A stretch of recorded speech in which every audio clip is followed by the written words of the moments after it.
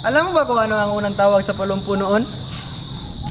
Hinablayan ang pangalan nito bago pa ito naging palumpon at nakuha ang pangalang hinablayan mula sa salitang hablay. Ayon sa mga kwento ng matatanda, ito ay dahil sa mga bangkay ng Moro Riders na ibinitin sa puno para takutin ang iba na hindi na sumalakay. Sabi naman ng iba, ito raw ay galing sa mga kahoy o buhangin na itinutulak ng halon papunta sa pangpang.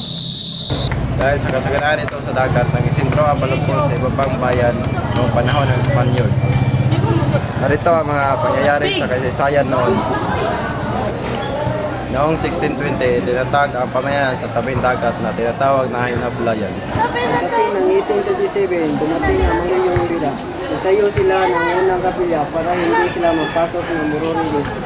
Pinalibutan nila ng kusang bato. Sa 1803, wala yung pamilyang palumpon mula sa Ilocos. Tinanggap nila si San Francisco Xavier bilang kanilang patron. At siya pa rin ang kanilang patron hanggang ngayon. At sa December 6, 1869, opisyal na naging munisipyo ang Palumpon. Imuwela ito sa Leyte. Sa panahon ng pananakop, lumaban ang mga ninuno ng Palumpon laban sa Kastila, Amerikano at Hapones. Sa ngayon, kilala ang Palumpon hindi lang sa kasaysayan, kundi sa turismo.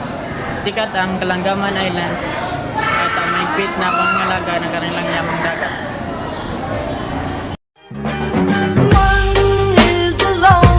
Number that you'll ever do.